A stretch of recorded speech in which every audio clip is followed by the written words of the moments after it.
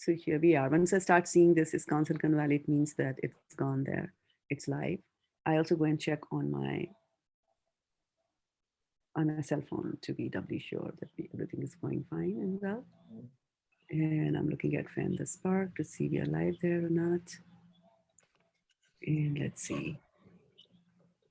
Okay. Yes, so we are live there. That's very good. And it's 4 o'clock. So please accept my humble obeisances, Naveen Prabhu and all the devotees who are watching us. Thank you so much, Naveen Prabhu, for making time to come and read from the Srimad Bhagavatam today. And yesterday we had a reading from by Sundananda Prabhu, and he went up to the 2nd chapter, and we did up until verse number 8. So today we'll start from text number 9. And so it's all yours, Naveen Prabhu. Hare Krishna. Hare Krishna. Dhanavad Prabhu. Dayanidhi Prabhu. Dandavat pranams. Om Namo Bhagavate Vasudevaya. Om Namo Bhagavate Vasudevaya. Om Namo Bhagavate Vasudevaya. So today we're reading from Srimad Bhagavatam, 7th Canto, 2nd chapter, Hiranyakashipu, King of the Demons, starting off from text 9. I'll just read the first Sanskrit and then just translations and purports. Tasmin kute hite naste krita mule vanaspatau vitapa iva shushyanti vishnu prana divaukashaha. So this is Hiranyakashipu speaking. When the root of a tree is cut and the tree falls down, its branches and twigs automatically dry up. Similarly, when I have killed this diplomatic Vishnu, the demigods, for whom Lord Vishnu is the life and soul, will lose the source of their life and wither away. Purport by Srila Prabhupada. The difference between the demigods and the demons is here explained. The demigods always follow the instructions of the Supreme Personality of Godhead, whereas the demons simply plan to disturb or kill him. Nevertheless, sometimes the demons very much appreciate the full dependence of the demigods upon the mercy of the Lord. This is indirect glorification of the demigods by the demons. Text 10. While I'm engaged in the business of killing Lord Vishnu, go down to the planet Earth, which is flourishing due to Brahminical culture and the Kshatriya government. These people engage in austerity, sacrifice, Vedic study, regulative vows, and charity. Destroy all the people thus engaged. So this is Hiranyakashipu talking to the demons. Purport: Hiranyakashipu's main purpose was to disturb the demigods. He planned first to kill Lord Vishnu, so that with Lord Vishnu's death, the demigods would automatically weaken and die. Another of his plans was to disturb the residents of the planet Earth. The peace and prosperity of the residents of Earth and all the other planets were maintained by the Brahmins and Kshatriyas. The Lord says in Bhagavad Gita, 4th chapter, text 13, Chaturarnyam maya srishtam gunakarma vibhagashaha. According to the 3 modes of material nature and the work ascribed to them, the 4 divisions of human society were created by me.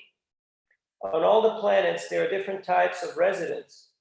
But the Lord recommends, referring especially to the planet Earth, which is inhabited by human beings, that society be divided into 4 varnas: Brahmin, Kshatriya, Vaishya, and Shudra. Before the advent of Lord Krishna on this earth, it is understood that the earth was managed by the Brahmins and Kshatriyas. The duty of the Brahmins is to cultivate Shama, peacefulness, Dhamma, self-control, Titiksha, tolerance, Satyam, truthfulness, Shocham, cleanliness, and Arjavam, simplicity, and then to advise the Kshatriya kings how to rule the country or planet. Following the instructions of the Brahmins, the Kshatriyas should engage the populace in austerity, sacrifices, Vedic study, and adherence to the rules and regulations established by Vedic principles. They should also arrange for charity to be given to the Brahmins, sannyasis, and temples. This is the godly arrangement of Brahminical culture. People are inclined to offer jagna because unless sacrifices are offered, there will be insufficient rain. Jagyad bhavati parjanya, which will hamper agricultural activities. Parjanyad anasambhava. By introducing Brahminical culture, therefore, a Kshatriya government should engage people in performing yajna, studying the Vedas, and giving charity. Thus, the people will receive their necessities for life very easily, and there will be no disturbances in society. In this regard, Lord Krishna says in Bhagavad Gita, 3rd chapter, text 12, Istan bhoga nivodeva dasyante yagya bhavitaha hairdattana pradayaibhyo yobhungte stena eva saha.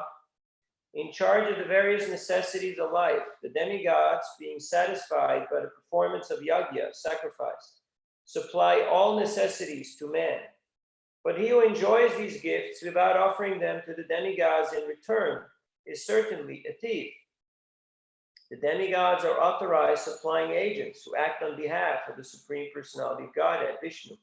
Therefore, they must be satisfied by the performance of prescribed yajnas.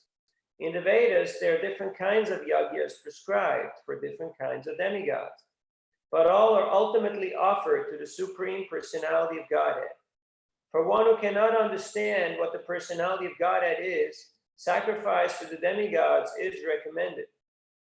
According to the different material qualities of the persons concerned, different types of yajnas are recommended in the Vedas. Worship of different demigods is also on the same basis, namely according to different qualities. For example, the meat eaters are recommended to worship the goddess Kali, the ghastly form of material nature. And before the goddess, the sacrifice of animals is recommended. But for those in the mode of goodness, the transcendental worship of Vishnu is recommended. Ultimately, all yajnas are meant for gradual promotion to the transcendental position. For ordinary men, at least 5 yajnas, known as Pancha Maha Yajna, are necessary. One should know, however, that all the necessities of life that human society requires are supplied by the demigod agents of the Lord. No one can manufacture anything. Consider, for example, all the eatables of human society. These eatables include grains, fruits, vegetables, milk, and sugar for persons in the mode of goodness, and also eatables for the non-vegetarians, such as meats, none of which can be manufactured by men. Then again, take, for example, heat, light, water, and air, which are also necessities of life. None of them can be manufactured by human society. Without the Supreme Lord, there can be no profuse sunlight, moonlight, rainfall, or breeze, without which no one can live. Obviously, our life is dependent on supplies from the Lord. Even for our manufacturing enterprises, we require so many raw materials like metal, sulfur, mercury, manganese, and so many essentials, all of which are supplied by the agents of the Lord, with the purpose that we should make proper use of them to keep ourselves fit and healthy for the purpose of self-realization, leading to the ultimate goal of life, namely liberation from the material struggle for existence. This aim of life is attained by performance of yajnas. If we forget the purpose of human life and simply take supplies from the agents of the Lord for sense gratification, and become more and more entangled in material existence, which is not the purpose of creation, certainly we become thieves, and therefore we are punished by the laws of material nature. A society of thieves can never be happy, for they have no aim in life.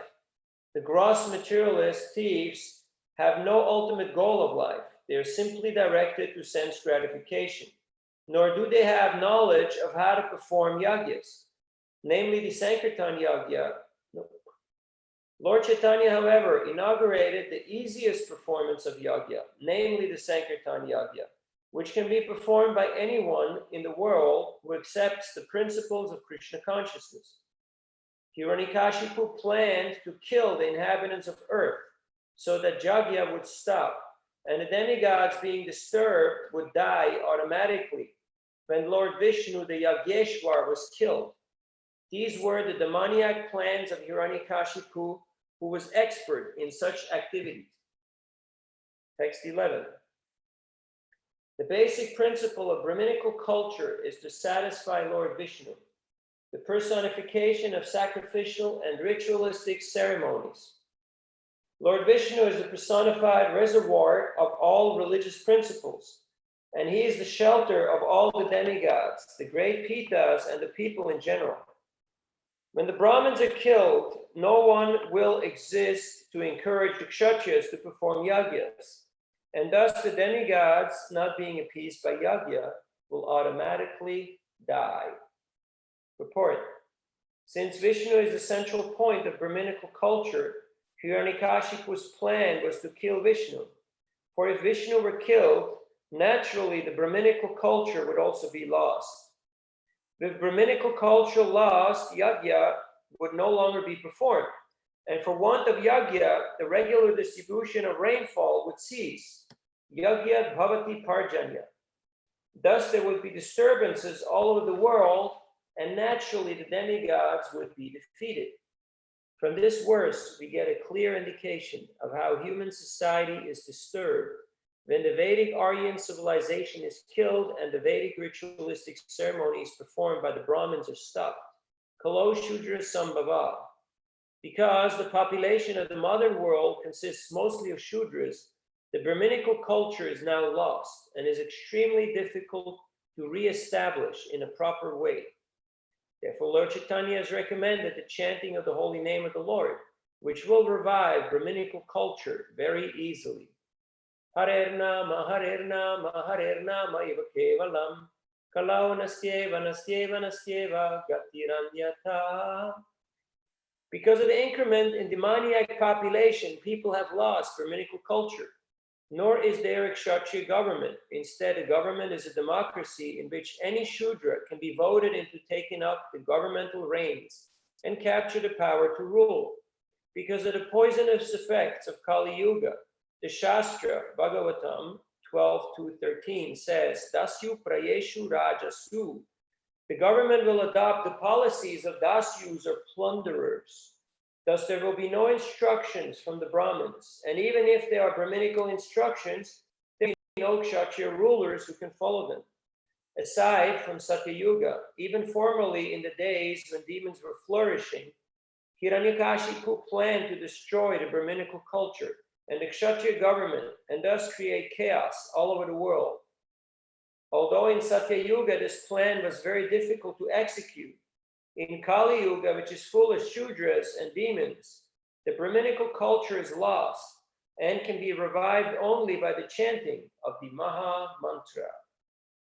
Therefore, the Krishna consciousness movement, or the Hare Krishna movement, has been inaugurated to revive Brahminical culture very easily, so that people may become happy and peaceful in this life and prepare for elevation in the next. In this regard, Srila Madhvacharya quotes this verse from the Brahmanda Purana. Vipra yagyadi moolam tu hariritya surammatam harireva sarvasya moolam samyan mato nripa. O king, the demons think that Hari, Lord Vishnu, exists because of the Brahmins and Jagya. But factually, Hari is the cause of everything, including the Brahmins and Jagya.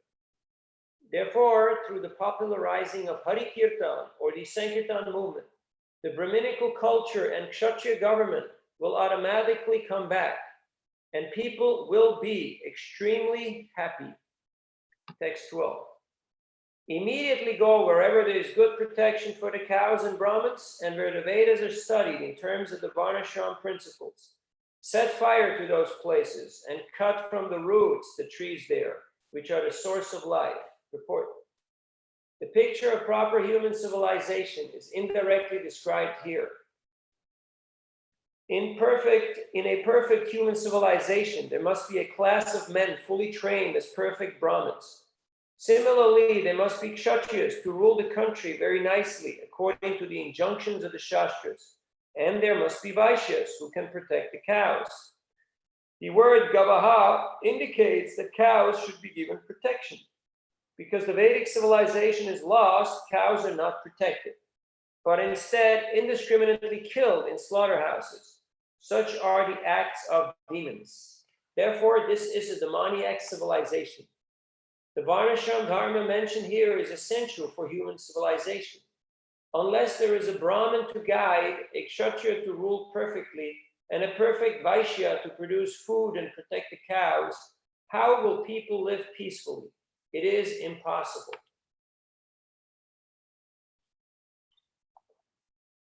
Another point is that trees also should be given protection.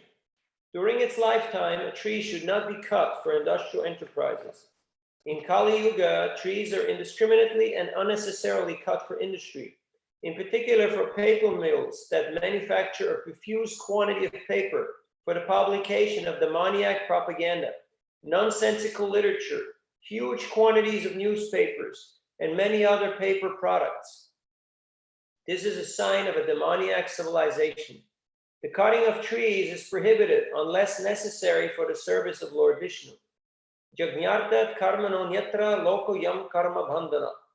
Work done as a sacrifice for Lord Vishnu must be performed. Otherwise, work binds one to this material world. But if the paper mills stop producing paper, one might argue, how can our ISKCON literature be published? The answer is that the paper mills should manufacture paper only for the publication of ISKCON literature, because ISKCON literature is published for the service of Lord Vishnu. This literature clarifies our relationship with Lord Vishnu, and therefore the publication of ISKCON literature is the performance of Jagya. Jagyartat karmano nyatra loko yam karma bandhana. Jagna must be performed as indicated by the superior authorities. The cutting of trees simply to manufacture paper for the publication of unwanted literature is the greatest sinful act. Text 13. Thus the demons, being fond of disastrous activities, took Hiranyakashipu's instructions on their heads with great respect and offered him obeisances. According to his direction, they engaged in envious activities directed against all living beings. Purport.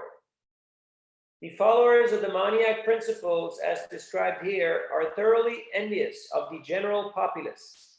In the present day, scientific advancement exemplifies such envy. The discovery of nuclear energy has been disastrous to people in general because demons all over the world are manufacturing nuclear weapons. The word kadana priyaha is very significant in this regard. The demoniac persons who want to kill the Vedic culture are extremely envious of the feeble citizens, and they act in such a way that ultimately their discoveries will be inauspicious for everyone. Jagato hitaha. The 16th chapter of Bhagavad Gita fully explains how the demons engage in sinful activities for the destruction of the populace. Text 14. Demons set fire to the cities, villages, pasturing grounds, cow pens, gardens, agricultural fields, and natural forests. They burn the hermitages of the saintly persons, the important mines that produce valuable metals, the residential quarters of the agriculturalists, the mountain villages, and the villages of the cow protectors, the coward men. They also burned the government capitals. Purport. The word udyana refers to places where trees are especially grown to produce fruits and flowers, which are most important for human civilization.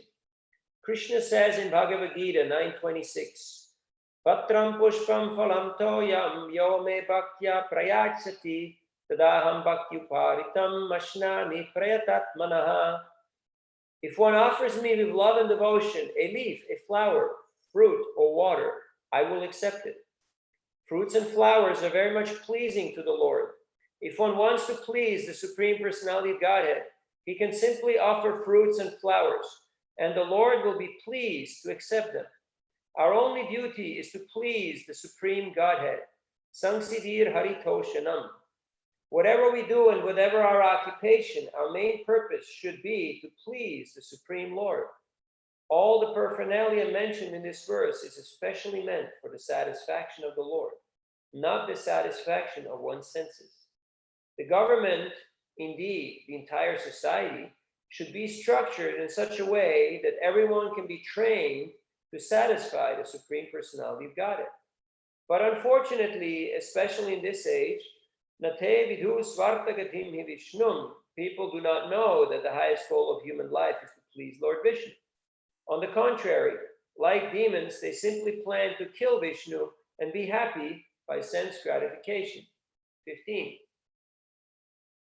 Some of the demons took digging instruments and broke down the bridges, the protective walls, and the gates, gopuras, of the cities. Some took axes and began cutting the important trees that produced mango, jackfruit, and other sources of food. Some of the demons took firebrands and set fire to the residential quarters of the citizens. Purport: the cutting of trees is generally prohibited. In particular, trees that produce nice fruit for the maintenance of human society should not be cut. In different countries, there are different types of fruit trees. In India, the mango and jackfruit trees are prominent. And in other places, there are mango trees, jackfruit trees, coconut trees, and berry trees. Any tree that produces nice fruit for the maintenance of the people should not be cut at all. This is a shastric injunction. 16. Thus disturbed again and again by the unnatural occurrences caused by the followers of Hiranyakasipu, all the people had to cease the activity of Vedic culture. Not receiving the results of Jagna, the demigods also became disturbed. They left their residential quarters in the heavenly planets, and unobserved by the demons, began wandering on the planet Earth to see the disasters. Report: as stated in Bhagavad Gita, the performance of yajna brings reciprocal good fortune to both the human beings and the demigods. When the performance of yajna were stopped by the disturbances of the demons, the demigods were naturally bereft of the results of yajna and hampered in executing their respective duties. Therefore, they came down to the planet Earth to see how people had become disturbed and to consider what to do. 17. After performing the ritualistic observances for the death of his brother, Hiranyakashipu, being extremely unhappy, tried to pacify his nephews. 18:19. O king, Hiranyakasipu was extremely angry, but since he was a great politician, he knew how to act according to the time and situation. With sweet words, he began pacifying his nephews, whose names were Shakuni, Shambhara, Drishti, Puta Santapana, Brika, Kalanaba, Mahanaba, Harish, Mashru, and Utkacha. He also consoled their mother, his sister-in-law, Rushabhanu, as well as his own mother, Didi. He spoke to them as follows. 20. Hiranyakashipu said, my dear mother, sister-in-law, and nephews, you should not lament for the death of a great hero, for a hero's death in front of his enemy is glorious and desirable. My dear mother, in a restaurant or place for drinking cold water, many travelers are brought together, and after drinking water, they continue to their respective destinations. Similarly, living entities join together in a family, and later, as a result of their own actions, they are led apart to their destinations. Report.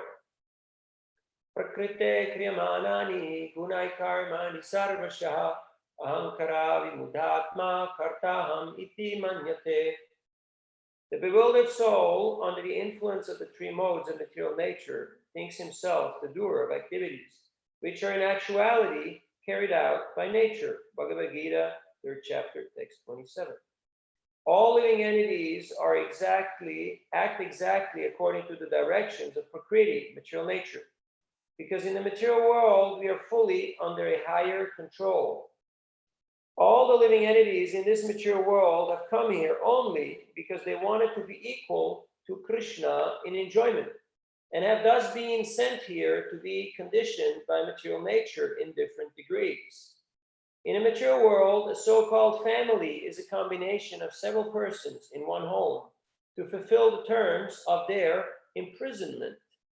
As criminal prisoners scatter as soon as their terms are over and they're released, all of us who have temporarily assembled as family members will continue to our respective destinations. Another example given is that family members are like straws carried together by the waves of a river. Sometimes such straws mix together in the whirlpools and later dispersed again by the same waves. They float alone in the water. Although Hiranyakashipu was a demon, he had Vedic knowledge and understanding. Thus, the advice given to his family members, his sister-in-law, mother, and nephews was quite sound. The demons are considered highly elevated in knowledge, but because they do not use their good intelligence for the service of the Lord, they are called demons.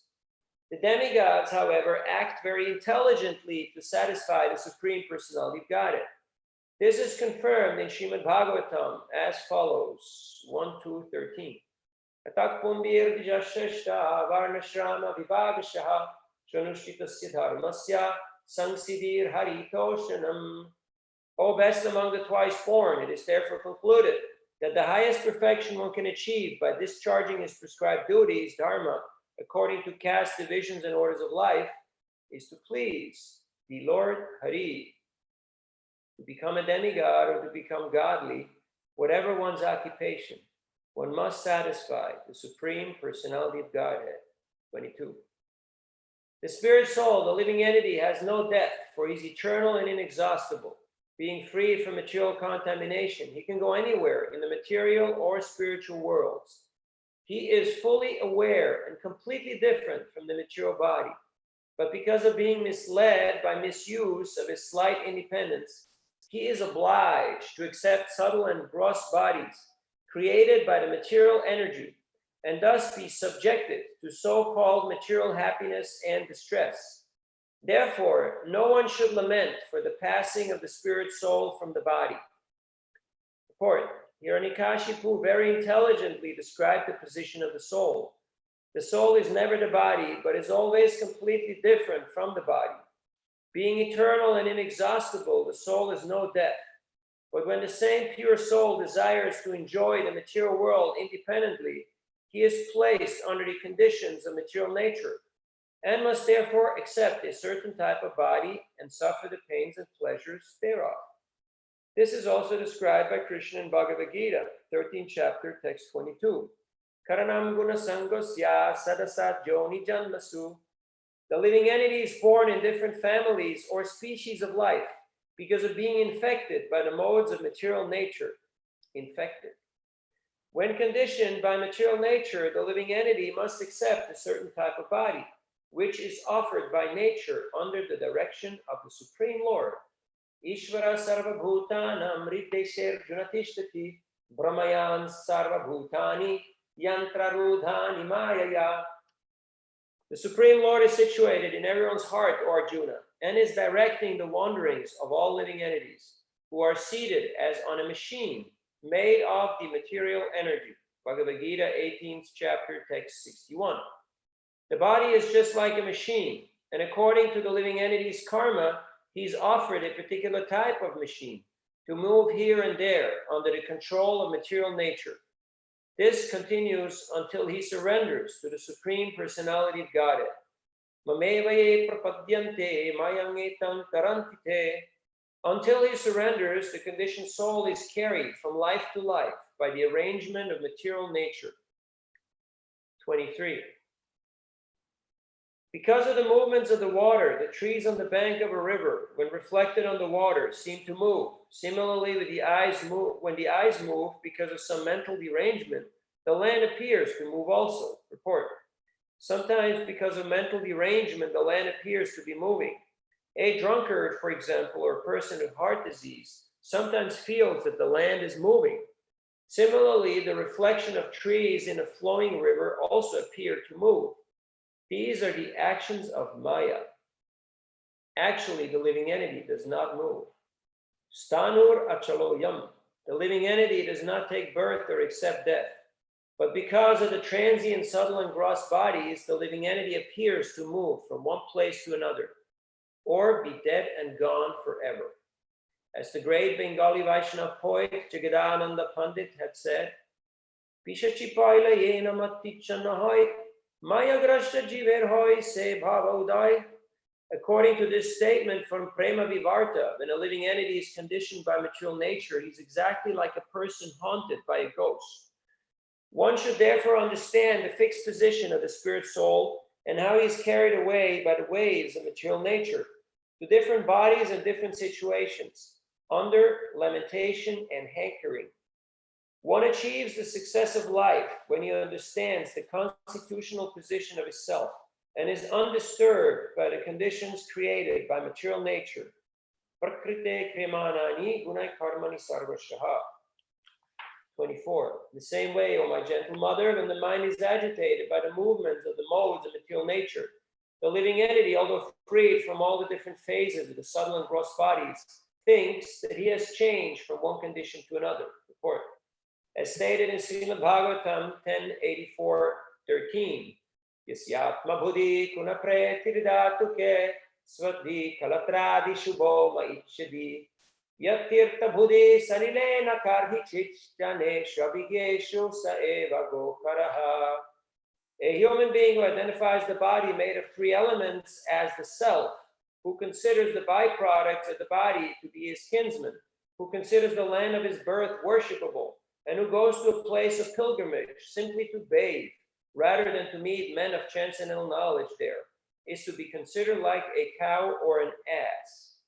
Although Hiranyakasipu was a great demon, he was not as foolish as the population of the modern world. Hiranyakasipu had clear knowledge of the spirit soul and the subtle and gross bodies. But now we are so degraded that everyone, including the exalted scientists, philosophers, and other leaders, is under the bodily conception of life, which is condemned in the Shastras. Saeva go kara. Such persons are nothing but cows and asses. Hiranyakashipu advised his family members that although the gross body of his brother Hiranyaksha was dead, and they were aggrieved because of this, they should not lament for the great soul of Hiranyaksha, who had already attained his next destination. Atma, the spirit soul, is always unchanged. Avikalaha puman. We are spirit souls, but when carried away by mental activities, manodharma, we suffer from so-called material conditions of life. This generally happens to non-devotees. Harava bhaktasya kuto mahat gunaha. Non-devotees may possess exalted material qualities, but because they're foolish, they have no good qualifications. The designations of the conditioned soul in the material world are decorations of the dead body. The conditioned soul has no information of the spirit and its exalted existence beyond the effects of the material condition. 25-26. In his bewildered state, the living entity, accepting the body and mind to be the self, considers some people to be his kinsmen and others to be outsiders. Because of this misconception, he suffers. Indeed, the accumulation of such concocted material ideas is the cause of suffering and so-called happiness in the material world. The conditioned soul, thus situated, must take birth in different species and work in various types of consciousness, thus creating new bodies. This continued material life is called samsara. Birth, death, lamentation, foolishness, and anxiety are due to such material considerations. Thus, we sometimes come to a proper understanding and sometimes fall again to a wrong conception of life. 27. In this regard, an example is given from an old history. This involves a discourse between Yamaraj and the friends of a dead person. Please hear it attentively. Report. The words itihasam puratanam mean an old history. The Puranas are not chronologically recorded, but the incidents mentioned in the Puranas are actual histories of bygone ages. Srimad Bhagavatam is the Mahapurana, the essence of all the Puranas. The Mayavadi scholars do not accept the Puranas, but Srila Madhvacharya and other authorities accept them as the authoritative histories of the world. 28. In the state known as Ushinara, there was a celebrated king named Suyagya. When the king was killed in a battle by his enemies, his kinsmen sat down around the dead body and began to lament the death of their friend. His golden bejeweled armor smashed, his ornaments and garlands fallen from their places, his hair scattered, and his eyes lustreless. The slain king lay on the battlefield, his entire body smeared with blood, his heart pierced by the arrows of the enemy. When he died, he wanted to show his prowess, and thus he had bitten his lips, and his teeth remained in that position. His beautiful lotus-like face was now black and covered with dust from the battlefield. His arms, with his sword and other weapons, were cut and broken. When the queens of the king of Ushinara saw their husband lying in that position, they began crying, "O Lord, now that you've been killed, we also have been killed." Repeating these words again and again, they fell down, pounding their breasts at the feet of the dead king. Purport, as stated here, Rabasadastatachadam, the dead king, while fighting in anger, bit his lips to show his prowess, but nonetheless he was killed by providence, vidina. This proves that we are controlled by higher authorities. Our personal power or endeavor is not always supreme. We must therefore accept the position offered to us by the order of the Supreme. 32. As the queens loudly cried, their tears glided down their breasts, becoming reddened by kumkum powder, and fell upon the lotus feet of their husband. Their hair became disarrayed, their ornaments fell, and in a way that evoked sympathy from the hearts of others, the queens began lamenting their husband's death. "O Lord, you have now been removed by cruel providence to a state beyond our sight. You had previously sustained the livelihood of the inhabitants of Ushinara, and thus they were happy, but your condition now is the cause of their unhappiness. O king, O hero, you were a very grateful husband and the most sincere friend of all of us. How shall we exist without you? O hero, wherever you are going, please direct us there so that we may follow in the footsteps and engage again in your service. Let us go along with you." Report. Formerly, a Kshatriya king was generally the husband of many wives, and after the death of the king, especially in the battlefield, all the queens would agree to accept Sahamarana, dying with a husband who was their life. When Pandu Maharaj, the father of the Pandavas, died, his two wives, namely the mother of Yudhishthira, Bhima, and Arjun, and the mother of Nakul and Sahadev, both were both ready, to die in the fire with their husband. Later, after a compromise was arranged, Kunti stayed alive to care for the little children, and the other wife, Madri, was allowed to die with her husband. This system of Sahamarana continued in India even until the time of British rule, but later it was discouraged since the attitude of wives gradually changed with the advancement of Kali Yuga. Thus, the system of Sahamarana was practically being abolished. Nevertheless, in the past 50 years, I've seen the wife of a medical practitioner voluntarily accept death immediately when her husband died. Both the husband and wife were taken in procession in the mourning cart. Such intense love of a chaste wife for her husband is a special case. 35. The time was appropriate for the body to be burned, but the queens, not allowing it to be taken away, continued lamenting for the dead body, which they kept on their laps. In the meantime, the sun completed its movement for setting in the west. Report. According to the Vedic system, if a person dies during daytime, it is customary for his funeral ceremony to be performed before the sun sets, regardless of whether he's burned or buried. And if he dies at night, the funeral must be completed before the next sunrise. Apparently, the queens continued lamenting for the dead body, the lump of matter, and wouldn't allow it to be taken away for burning. This illustrates the strong grip of illusion among foolish persons who consider the body the self. Women are generally considered less intelligent. Because of ignorance only, the queens thought of the dead body as their husband, and somehow or other thought if the body were kept, their husband would remain with them. Such a conception of the self is certainly for Gokara, cows and asses. We have actually seen that sometimes when a cow's calf has died, the milkman cheats the cow by presenting before her the dead body of her calf. Thus the cow, who would not otherwise allow milking, licks the dead body of the calf and allows herself to be milked. This substantiates a description of the Shastra that a foolish man in the bodily concept of life is like a cow.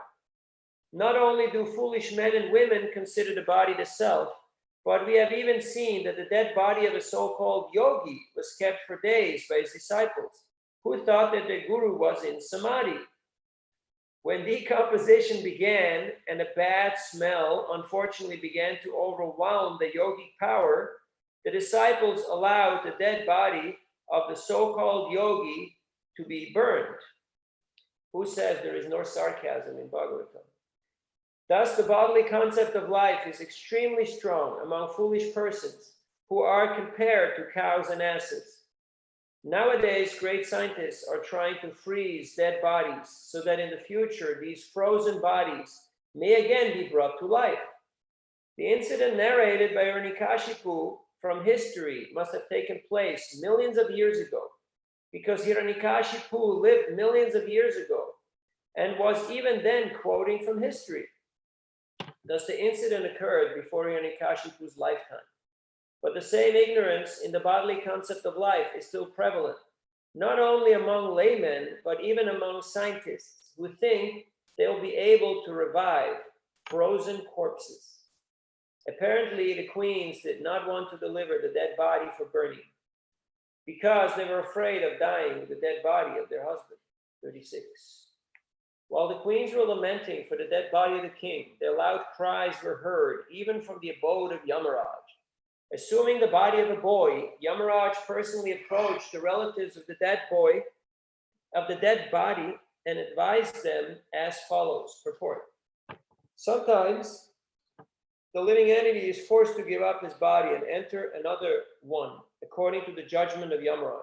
It is difficult, however, for the conditioned soul to enter another body unless the present dead body is annihilated through cremation or some other means. The living being has attachment for the present body and does not want to enter another, and thus in the interim, he remains a ghost. If a living being who has already left his body has been pious, Yamaraj, just to give him relief, will give him another body. Since the living being in the body of the king had some attachment to his body, he was hovering as a ghost. And therefore Yamaraj, as a special consideration, approached their lamenting relatives to instruct them personally. Yamaraj approached them as a child, because a child is not restricted, but is granted admittance anywhere, even the palace of a king. Besides this, the child was speaking philosophy. People are very much interested in hearing philosophy when it is spoken by a child.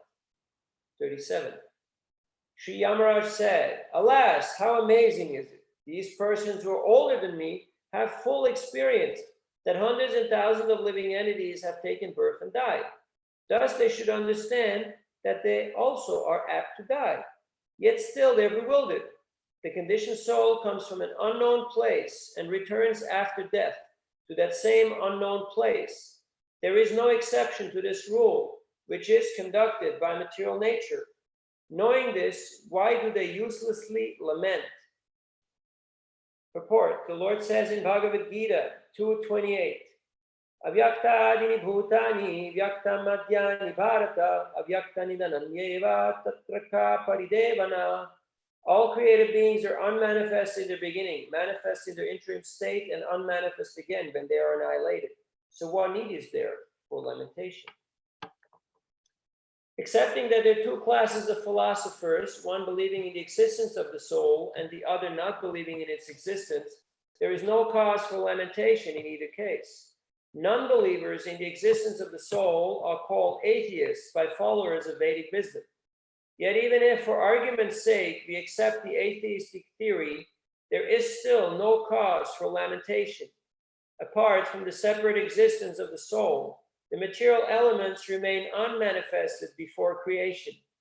From this subtle state of unmanifestation comes manifestation, just as from ether air is generated, from air fire is generated, from fire water is generated, and from water earth becomes manifested.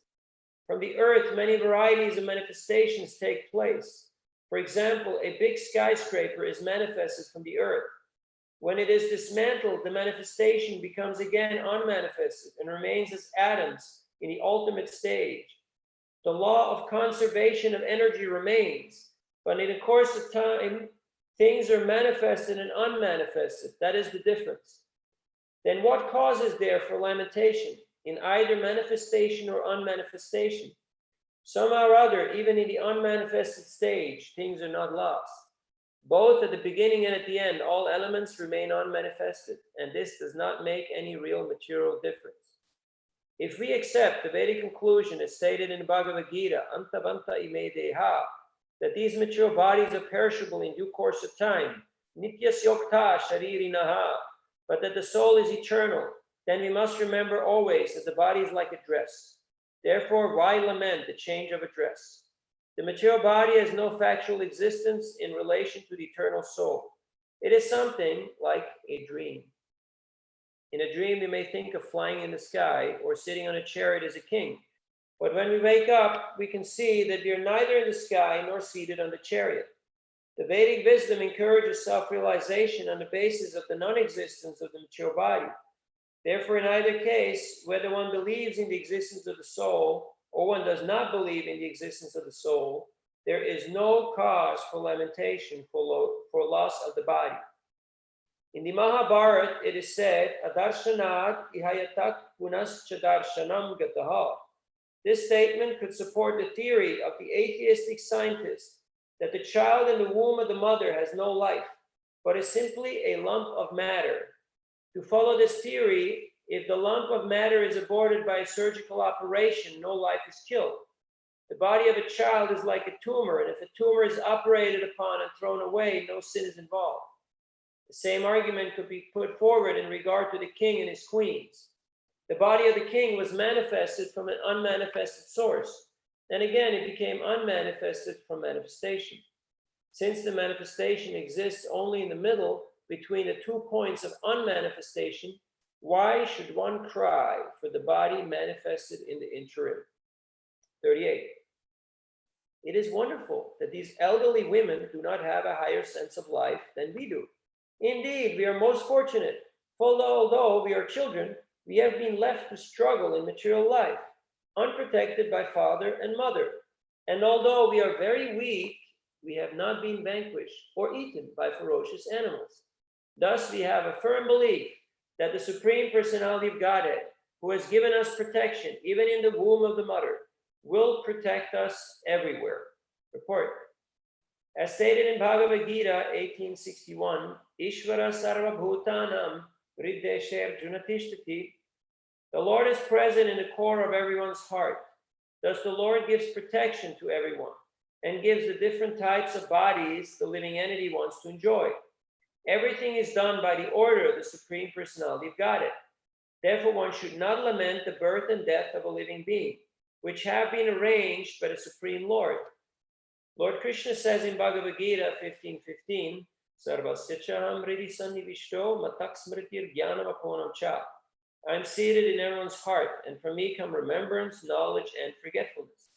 One must act according to the direction of the Lord within the heart. But because the conditioned soul wants to act independently, the Lord gives him the facility to act and experience the reactions. The Lord says, Sarvadharmam parityaja mamekam sharanam braja. Give up all other duties and simply surrender unto me. One who does not abide by the orders of the Supreme Personality Godhead is given the facility to enjoy this material world. Instead of restricting him, the Lord gives the conditioned soul the opportunity to enjoy, so that by mature experience, after many, many births, Bahunam Janmanam Mante, he will understand that surrender to the lotus feet of Vasudeva is the only duty of all living beings. 39. The boy addressed the women. O weak women, only by the will of the Supreme Personality Godhead, who is never diminished, is the entire world created, maintained, and again annihilated. This is the verdict of the Vedic knowledge. This material creation, consisting of the moving and non-moving, is exactly like his plaything. Being the Supreme Lord, he is completely competent to destroy and protect. Report. In this regard, the queens might argue, if her husband was protected by the Supreme Personality of Godhead when in the womb, why has he not been given protection now? To this question, the answer is, Yadichayeshaha srijati dang avyayo ya eva rakshati avulampate chayaha. One cannot argue with the activities of the Supreme Personality of Godhead. The Lord is always free, and therefore he can protect and can also annihilate. He is not our order carrier. Whatever he likes, he will do. Therefore, he is the Supreme Lord. The Lord does not create this material world at anyone's request, and therefore he can annihilate everything merely by his will. That is his supremacy. If one argues, why does he act in this way? The answer is that he can do so because he's supreme. No one can question his activities. If one argues, what is the purpose of the sinful creation and annihilation? The answer is that to prove his omnipotence, he can do anything and no one can question it. If he were answerable to us concerning why he does something and why he does not, his supremacy would be curtailed. 40. Sometimes one loses money on a public street where everyone can see it, and yet his money is protected by destiny and not seen by others. Thus, the man who lost it gets it back. On the other hand, if the Lord does not give protection, even money maintained very securely at home is lost. If the Supreme Lord gives one protection, even though one has no protector and is in the jungle, one remains alive. Whereas a person well protected at home by relatives and others sometimes dies, no one being able to protect him. Purport. These are examples of the supremacy of the Lord. Our plans to protect or annihilate do not act, but whatever he thinks of doing actually happens. The examples given in this regard are practical. Everyone has had such practical experience. And there are also many other clear examples. For instance, Prahlad Maharaj said that the child is certainly dependent on his father and mother, but in spite of their presence, the child is harassed in many ways. Sometimes, in spite of a supply of good medicine and an experienced physician, a patient does not survive. Therefore, since everything is dependent on the free will of the Supreme Personality of Godhead, our only duty is to surrender unto him and seek his protection. 41. Every conditioned soul receives a different type of body according to his work. And when the engagement is finished, the body is finished. Although the spirit soul is situated in subtle and gross material bodies in different forms of life, he is not bound by them. For he is always understood to be completely different from the manifested body. Here it is very plainly Here it is very plainly explained that God is not responsible for the living entities accepting different types of bodies. One has to accept the body according to the laws of nature and one's own karma. Therefore, the Vedic injunction is that a person engaged in material activities should be given directions by which he can intelligently apply his activities to the service of the Lord, to become free from the material bondage of repeated birth and death. Swakarmana tam abhyarchya siddhim vindati manava. The Lord is always ready to give directions. Indeed, his directions are elaborately given in Bhagavad Gita. If we take advantage of these directions, then in spite of our being conditioned by the laws of material nature, we shall become free to attain our original constitution. Mameva ye prapadyante mayametang tarantite. We should have firm faith that the Lord is supreme and that if we surrender to him, he will take charge of us and indicate how we can get out of material life and return home back to Godhead. Without such surrender, one is obliged to accept a certain type of body according to his karma. Sometimes as an animal, sometimes a demigod, and so on. Although the body is obtained and lost in due course of time, the spirit soul does not actually mix with the body, but is subjugated by the particular modes of nature with which he is sinfully associated.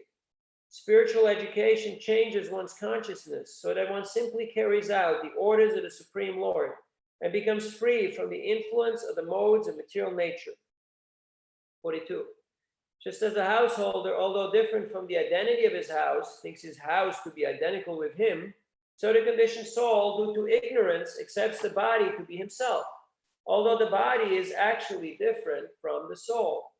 This body is obtained through a combination of portions of earth, water, and fire. And when the earth, water, and fire are transformed in the course of time, the body is vanquished. The soul has nothing to do with this creation and dissolution of the body. We transmigrate from one body to another in bodies that are products of our illusion. But as spirit souls, we always exist separately from material conditional life. The example given here is that a house or car is always different from its owner. But because of attachment, the conditioned soul thinks it to be identical with him. A car or house is actually made of material elements. As long as the material elements combine together properly, the car or house exists. And when they are disassembled, the house or the car is disassembled. The spirit soul, however, always remains as he is. 43. As fire, although situated in wood, is perceived to be different from the wood, as air, although situated in the mouth and nostrils, is perceived to be separate, and as the sky, although all-pervading, never mixes with anything, so the living entity, although now encaged in the material body, of which it is the source, is separate from it. Report. In Bhagavad Gita, the Supreme Personality Godhead has explained that the material energy and spiritual energy both emanate from him. The material energy is described as me bhinna prakritir ashtada, the 8 separated energies of the Lord. But although the 8 gross and subtle material energies, namely earth, water, fire, air, ether, mind, intelligence, and false ego, are stated to be bhinna, separate from the Lord, actually they are not. As fire appears separate from wood, and as the air flowing through the nostrils and mouth of the body appears separate from the body, so the Paramatma, the Supreme Personality Godhead, appears separate from the living being, but is actually separate and not separate simultaneously. This is the philosophy of Achintya Bheda Bheda Tattva, propounded by Sri Chaitanya Mahaprabhu.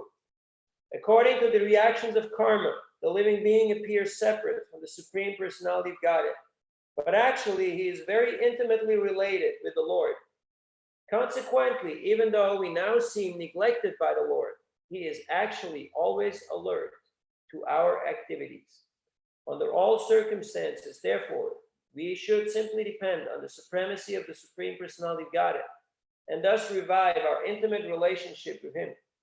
We must depend upon the authority and control of the Supreme Personality of Godhead. 44. Yamaraj continued, O lamenters, you are all fools. The person named Suyagya, for whom you lament, is still lying before you and has not gone anywhere. Then what is the cause for your lamentation?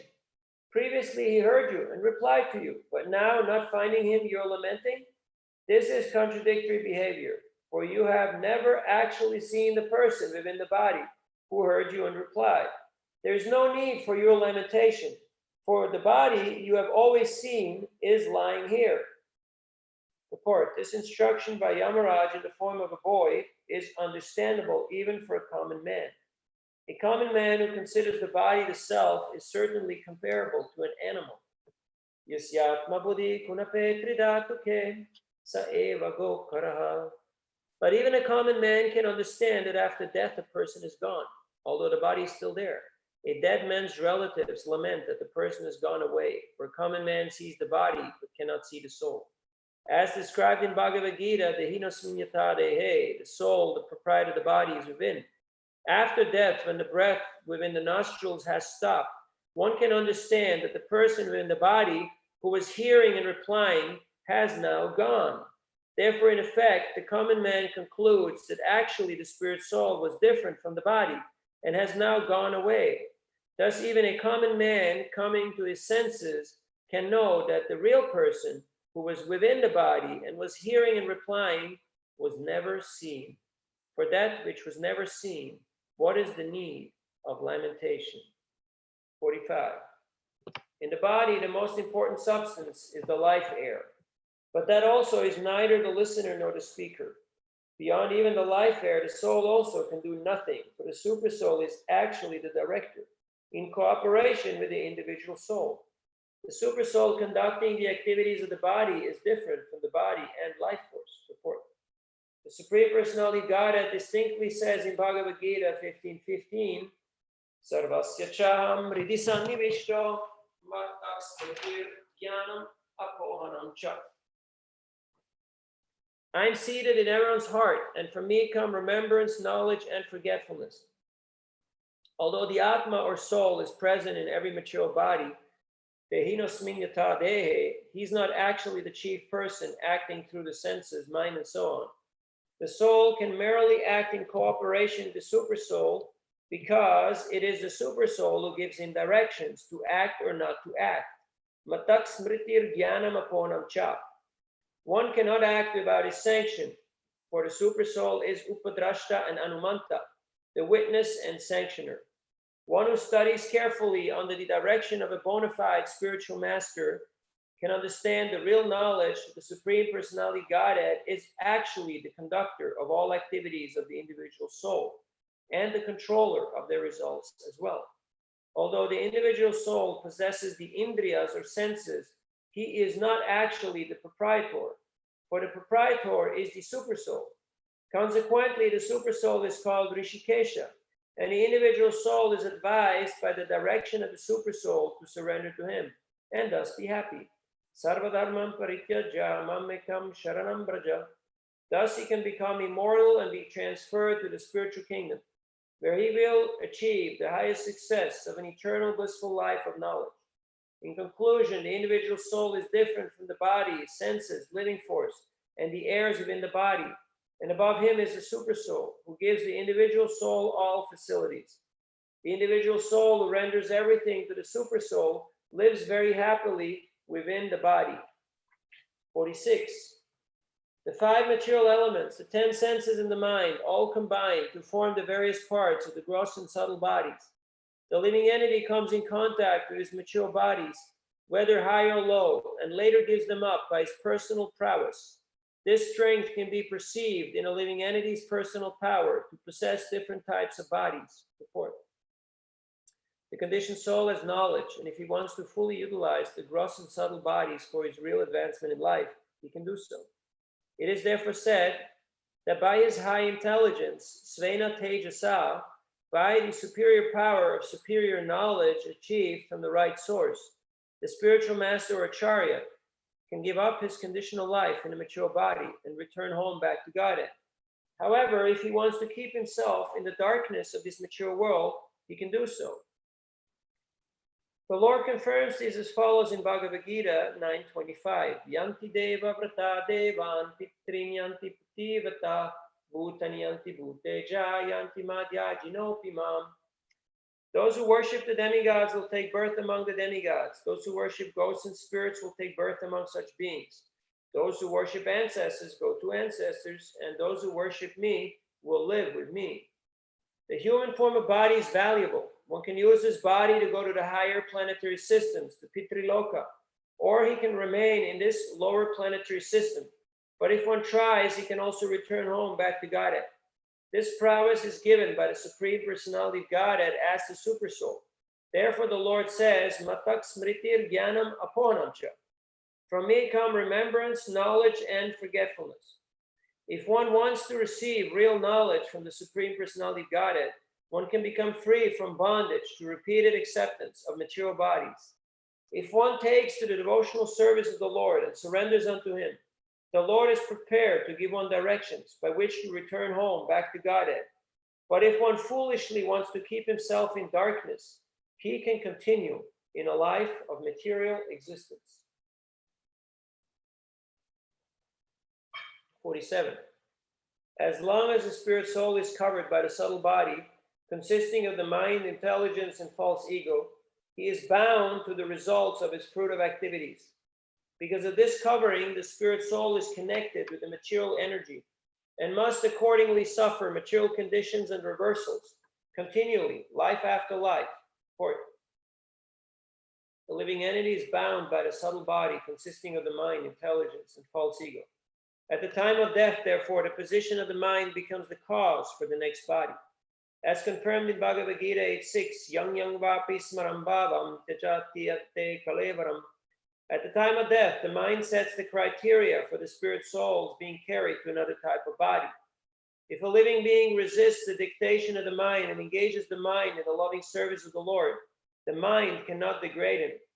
The duty of all human beings, therefore, is to keep the mind always engaged at the lotus feet of the Lord. Savaimana Krishna Padaravindayo. When the mind is engaged at the lotus feet of Krishna, the intelligence is purified. And then the intelligence gets inspiration from the super soul, the Dami Bhuti Yogam Tam. Thus the living entity makes progress toward liberation from material bondage. The individual living soul is subject to the laws of fruitive activity, but the super soul, Paramatma, is not affected by the fruitive activities of the individual soul. As confirmed in the Vedic Upanishads, the Paramatma and the Jivatma, who are likened to two birds, are sitting in the body. The Jivatma is enjoying or suffering by eating the fruits of the bodily activities, but the Paramatma, who is free from such bondage, witnesses and sanctions the activities of the individual soul as the individual soul desires. 48. It is fruitless to see and talk of the material modes of nature and their resultant so-called happiness and distress as if they were factual. When the mind wanders during the day and a man begins to think himself extremely important, or when he dreams at night and sees a beautiful woman enjoying with him, these are merely false dreams. Similarly, the happiness and distress caused by the material senses should be understood to be meaningless. Purport. The happiness and distress derived from the activities of the material senses are not actual happiness and distress. Therefore, Bhagavad Gita speaks of happiness that is transcendental to the material conception of life. Sukham atyantikam yatat buddhigrayam atindriyam. When our senses are purified of material contamination, they become atindriya, transcendental senses. And when the transcendental senses are engaged in the service of the master of the senses, Rishikesha, one can derive real transcendental pleasure. Whatever distress or happiness we manufacture by mental concoction through the subtle mind has no reality, but is simply a mental concoction. One should therefore not imagine so-called happiness through mental concoction. Rather, the best course is to engage the mind in the service of the Lord, Rishikesha, and thus feel real blissful life. There is a Vedic statement, Apama somam amrita abhuma apsarobhir viharama. With reference to such a conception, one wants to go to the heavenly planets to enjoy the young girls there and drink somarasa. Such imaginary pleasure, however, has no value, as confirmed in Bhagavad Gita 7.23. Antavattu palantesham tatbhavati alpamedasam. Men of small intelligence worship the demigods, and their fruits are limited and temporary. Even if by fruit of activity or worship of the demigods, one is elevated to higher planetary systems for sense enjoyment, his situation is condemned in Bhagavad Gita as antavat, perishable. The happiness one enjoys in this way is like the pleasure of embracing a young woman in a dream. For some time, it may be pleasing, but actually the basic principle is false. The mental concoctions of happiness and distress in this material world are compared to dreams because of their falseness. All thoughts of obtaining happiness by using the material senses have a false background and have therefore no meaning. 49. Those who have full knowledge of self-realization, who know very well that the spirit soul is eternal, whereas the body is perishable, are not overwhelmed by lamentation. But persons who lack knowledge of self-realization certainly lament. Therefore, it is difficult to educate a person in illusion. Report. According to the Mimamsa philosophers, everything is eternal, nitya. And according to the Sankhya philosopher, everything is mithya or anitya, impermanent. Nonetheless, without real knowledge of Atma, the soul, such philosophers must be bewildered and must continue to lament as Shudras. Srila Shukadeva Goswami therefore said to Parikshit Maharaj, Shrotavyadini Rajendra Nina Santi Sahasrasa Apashyatam Atmatattam Griheshu Grihamedinam. Those who are materially engrossed, being blind to knowledge of the ultimate truth, have many subjects for hearing in human society, O Emperor. Bhagavatam 2.1.2. For ordinary persons engaged in material activities, there are many subject matters to understand, because such persons do not understand self-realization. One must therefore be educated in self-realization, so that under any circumstances in life, he will remain steady in his vows. 50. There was once a hunter who lured birds with food and captured them after spreading a net. He lived as if appointed by death, personified as the killer of the birds. Report. This is another incident from the histories. While wandering in the forest, the hunter saw a pair of Kalinga birds. Of the two, the female was captivated by the hunter's lure. O queens of Suyagya, the male Kalinga bird, seeing his wife put into the greatest danger in the grip of providence, became very unhappy. Because of affection, the poor bird, being unable to release her, began to lament for his wife. Alas, how merciless is Providence! My wife, unable to be held by anyone, is in such an awkward position and lamenting, for me, what will Providence gain by taking away this poor bird? What will be the profit? If unkind Providence takes away my wife, who is half my body, why should he not take me also? What is the use of my living with half of my body, bereaved by loss of my wife? What shall I gain in this way? The unfortunate baby birds, bereft of their mother, are waiting in the nest for her to feed them. They're still very small and have not yet grown their wings. How shall I be able to maintain them? Purport. The bird is lamenting for the mother of his children because the mother naturally maintains and cares for the children. Yamaraj, however, in the guise of a small boy, has already explained that although his mother left him uncared for and wandering in the forest, the tigers and other ferocious animals had not eaten him. The real fact is that if the Supreme Personality of Godhead protects one, even though one may be motherless and fatherless, one can be maintained by the goodwill of the Lord. Otherwise, if the Supreme Lord does not give one protection, one must suffer in spite of the presence of his father and mother. Another example is that sometimes a patient dies in spite of a good physician and good medicine. Thus, without the protection of the Lord, one cannot live with or without parents.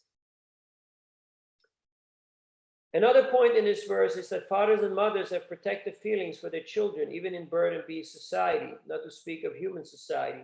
Kali Yuga, however, is so degraded that a father and mother even kill their children in the womb on the plea of their scientific knowledge that within the womb the child has no life.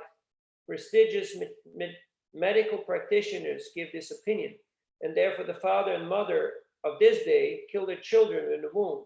How degraded human society has become. Their scientific knowledge is so advanced that they think that within the egg and the embryo there's no life. Now these so-called scientists are receiving Nobel Prizes for advancing the theory of chemical evolution. But if chemical combinations are the source of life, why don't the scientists manufacture something like an egg through chemistry and put it in an incubator so that a chicken will come out? What is their answer? With their scientific knowledge, they're unable to create even an egg. Such scientists are described in Bhagavad Gita as Maya Parityajnana, fools whose real knowledge has been taken away. They are not men of knowledge, but they pose as scientists and philosophers, although their so-called theoretical knowledge cannot produce practical results. 56. Because of the loss of his wife, the Kalinga bird lamented with tears in his eyes. Meanwhile, following the dictations of mature time, the hunter, who was very carefully hidden in the distance, released his arrow, which pierced the body of the Kalinga bird and killed him. 57. Thus Yamaraj, in the guise of a small boy, told all the queens, "You are so foolish that you lament, but do not see your own death. Afflicted by a poor fund of knowledge, you do not know that even if you lament for your dead husband for hundreds of years, you will never get him back alive. And in the meantime, your lives will be finished." Report. Yamaraj once asked Maharaj Yudhisthira, "What is the most wonderful thing within this world?" Maharaj Yudhisthira replied, this is from Mahabharata, Vanaparva, "Ani hani bhutani kachanti hayamalayam sheshastavaram icchanti kimascharyam matak param." Hundreds and thousands of living entities meet death at every moment, but a foolish living being nonetheless thinks himself deathless and does not prepare for death. This is the most wonderful thing in this world. Everyone has to die because everyone is fully under the control of material nature. Yet everyone thinks that he's independent, that whatever he likes, he can do, that he will never meet death, but live forever, and so on. So-called scientists are making various plans by which living entities in the future can live forever. But while they're thus pursuing such scientific knowledge, Yamaraj, in due course of time, will take them away from their business of so-called research. 58. Hiranyakashipu said, while Yamaraj in the form of a small boy was instructing all the relatives surrounding the dead body of Suyagya, everyone was struck with wonder by his philosophical words. They could understand that everything material is temporary, not continuing to exist. Report. is confirmed in Bhagavad Gita 2:18. Antavantai me deha nityasyokta sharirinaha. The body is perishable, but the soul in the body is imperishable. Therefore, the duty of those advanced in knowledge in human society is to study the constitutional position of the imperishable soul and not waste the valuable time of human life in merely maintaining the body and not considering life's real responsibility. Every human being should try to understand how the spirit soul can be happy and where he can attain an eternal blissful life of knowledge. Human beings are meant to study these subject matters, not to be absorbed in caring for the temporary body, which is sure to change. No one knows whether he will receive a human body again. There is no guarantee. For according to one's work, one may get any body, from that of a demigod to that of a dog.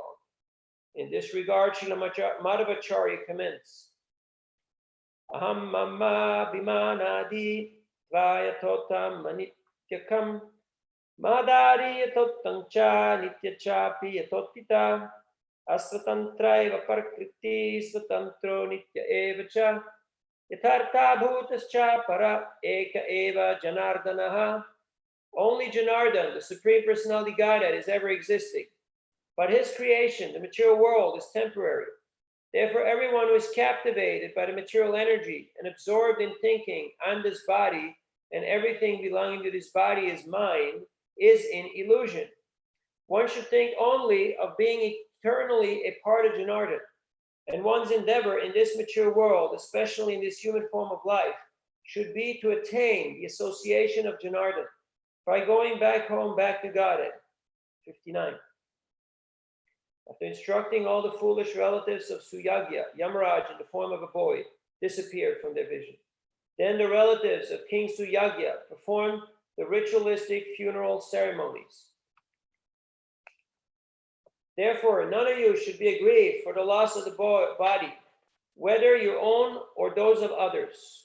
Only in ignorance does one make bodily distinctions, thinking, who am I? Who are the others? What is mine? What is for others? Report.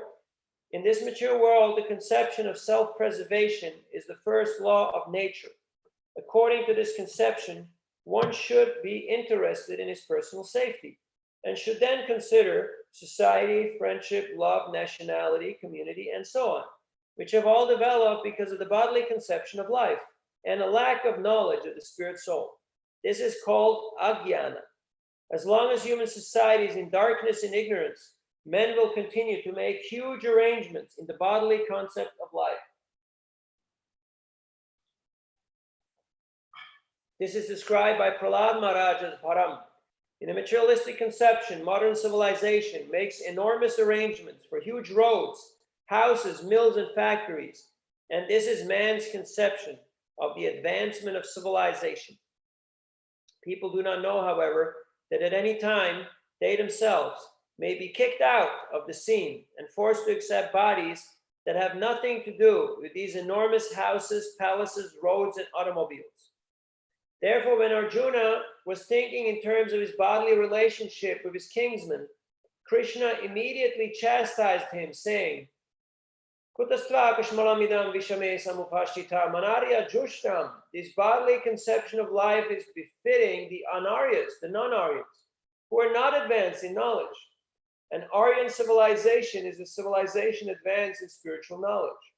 Not merely by stamping oneself an Aryan does one become an Aryan. To keep oneself in the deepest darkness concerning spiritual knowledge and at the same time claim to be an Aryan is a non-Aryan position. In this connection, Srila Madhvacharya quotes as follows from the Brahmanda Purana. Ka-atma ka-para iti dehadi apekshaya nahi dehadiratmasya natcha shatru rudiritaha atodahika vriddava kshayeva kim parayojanam yastu deha kato jiva sahi nashang nagachati takshatru vivriddaucha svannashe shachanam kutaha dehadi vyatariktautu jivesha pratijanata Ata atma vivriddistu vasudeve rati stira shatru nashastata jnana nasho nanyak katanchana. The purport is that as long as we are in this human form of body, Our duty is to understand the soul within the body. The body is not the self. We are different from the body. And therefore, there is no question of friends, enemies, or responsibilities in terms of the bodily conception of life. One should not be very anxious about the body's changing from childhood to boyhood, from boyhood to old age, and then to apparent annihilation. Rather, one should be very seriously concerned about the soul within the body and how to release the soul from the material clutches. The living entity within the body is never annihilated. Therefore, one should surely know that whether one has many friends or many enemies, his friends cannot help him, and his enemies cannot do him any harm. One should know that he is a spirit soul, aham brahmasmi, and that the constitutional position of the soul is unaffected by the changes of the body. In all circumstances, everyone, as a spirit soul, must be a devotee of Lord Vishnu and should not be concerned with bodily relationships, whether with friends or with enemies. One should know that neither we ourselves nor our enemies in the bodily conception of life are ever killed. 61. Sri Narad Muni continued, Diti, the mother of Hiranyakashipu and Hiranyaksha, heard the instructions of Hiranyakashipu along with her daughter-in-law Rushabhanu, Hiranyaksha's wife. She then forgot her grief over her son's death and thus engaged her mind and attention in understanding the real philosophy of life. When a relative dies, one certainly becomes very much interested in philosophy. But when the funeral ceremony is over, one again becomes attentive to materialism. Even Daityas, who are materialistic persons, sometimes think of philosophy when some relative meets death. The technical term for this attitude of the materialistic person is smashana vairagya, or detachment in a cemetery or place of cremation. As confirmed in Bhagavad Gita, 4 classes of men receive an understanding of spiritual life and God. Artha, the distressed; Jigyasu, the inquisitive; Artharthi, one who desires material gains; and Jnani, one who is searching for knowledge. Especially when one is very much distressed by material conditions, one becomes interested in God. Therefore, Kunti Devi said in her prayers to Krishna that she preferred distress to a happy mood of life. In the material world, one who is happy forgets Krishna or God. But sometimes, if one is actually pious but in distress, he remembers Krishna. Queen Kunti Devi therefore preferred distress because it is an opportunity for remembering Krishna. When Krishna was leaving Kunti Devi for his own country, Kunti Devi regretfully said that she was better off in distress because Krishna was always present, whereas now that the Pandavas were situated in their kingdom, Krishna was going away. For a devotee, distress is an opportunity to remember the Supreme Personality of Godhead constantly. Thus end the Bhaktivinoda purports of the 7th canto, 2nd chapter of Srimad Bhagavatam, entitled Hiranyakashipu, King of the Demons. Haribol. Haribol. Chapter 3, Hiranyakashipu's plan to become immortal. Text 1. Narad Muni said to King Yudhishthira, Maharaj Yudhishthira, the demoniac king Hiranyakashipu wanted to be unconquerable and free from old age and dwindling of the body. He wanted to gain, do you read the chapter summary? It's fine. Okay. Yeah. Narad Muni said to Maharaj Yudhishthira, the demoniac king Hiranyakashipu wanted to be unconquerable and free from old age and dwindling of the body. He wanted to gain all the yogic perfections, like Anima and Lagima, to be deathless and to be the only king of the entire universe, including Brahmaloka. Purport. Such are the goals of the austerities performed by demons. Hiranyakashipu wanted to receive a benediction from Lord Brahma, so that in the future he would be able to conquer Lord Brahma's abode. Similarly, another demon received the benediction from Lord Shiva, but later wanted to kill Lord Shiva through that same benediction. Thus, self-interested persons by demoniac austerity want to kill even their benedictors, whereas the Vaishnava wants to remain an ever-existing servant of the Lord and never to occupy the post of the Lord. Through Sayujya Mukti, which is generally demanded by asuras, one merges into the existence of the Lord. But although one sometimes thus achieves the goal of the theory of monism, one falls down again to struggle in material existence. Text 2. In the valley of Mandara Hill, Hiranyakasipu began performing his austerities by standing with his toes on the ground, keeping his arms upward and looking towards the sky. This position was extremely difficult, but he accepted it as a means to attain perfection. From the hair on Hiranyakashipu's head, there emanated an effulgent light as brilliant and intolerable as the rays of the sun at the time of dissolution. Seeing the performance of such austere penances, the demigods who had been wandering throughout the planets now returned to their respective homes.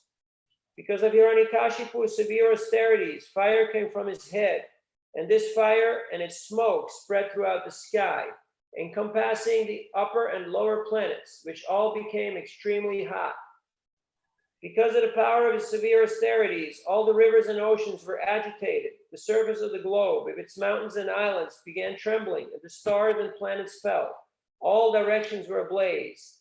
Scorched and extremely disturbed because of Hiranyakashipu's severe penances, all the demigods left the planets where they reside and went to the planet of Lord Brahma, where they informed the Creator as follows: O Lord of the demigods, O Master of the universe, because of the fire emanating from Hiranyakasipu's head as a result of his severe austerities, we have become so disturbed that we could not stay in our planets, but have come to you. O great person, chief of the universe, if you think it proper, kindly stop these disturbances meant to destroy everything before all your obedient subjects are annihilated. Hiranyakasipu has undertaken a most severe type of austerity. Although his plan is not unknown to you, kindly listen as we submit his intentions. The Supreme Person in this universe, Lord Brahma, has gotten his exalted post by dint of severe austerities, mystic power, and trance. Consequently, after creating the universe, he has become the most worshipful demigod within it. Since I'm eternal and time is eternal, I shall endeavor for such austerity, mystic power, and trance for many, many births. And thus I shall occupy the same post occupied by Lord Brahma. Purport: Hiranyakashipu's determination was to occupy the post of Lord Brahma. But this was impossible because Brahma has a long duration of life. As confirmed in Bhagavad Gita 8:17, Sahasra Juga Paryantam Maharjat Brahmano Vidu. 1,000 yugas equals 1 day of Brahma.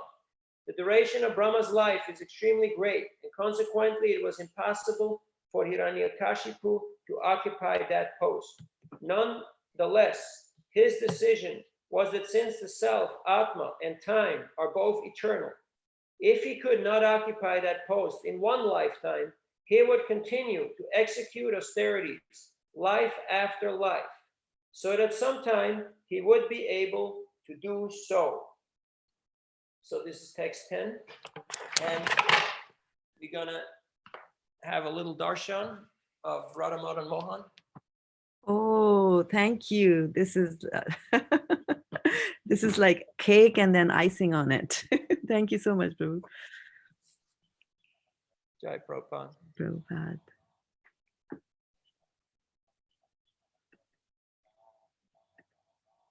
Oh, my favorite dress, Hari, red color.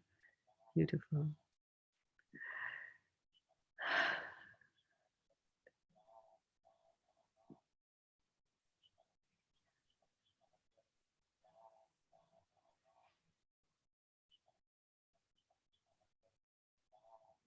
Radha Madan Mohan ki jai, Mahaprabhu ki jai.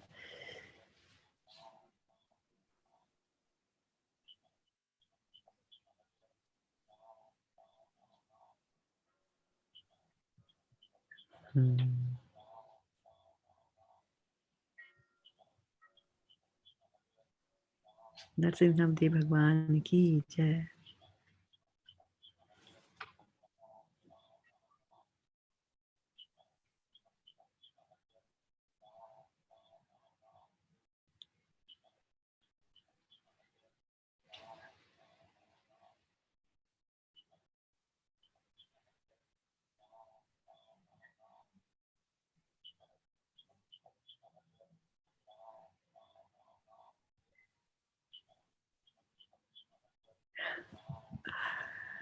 Very nice. Hare Krishna, Krishna Krishna, Hare Hare, Hare Rama, Rama Rama, Hare Hare.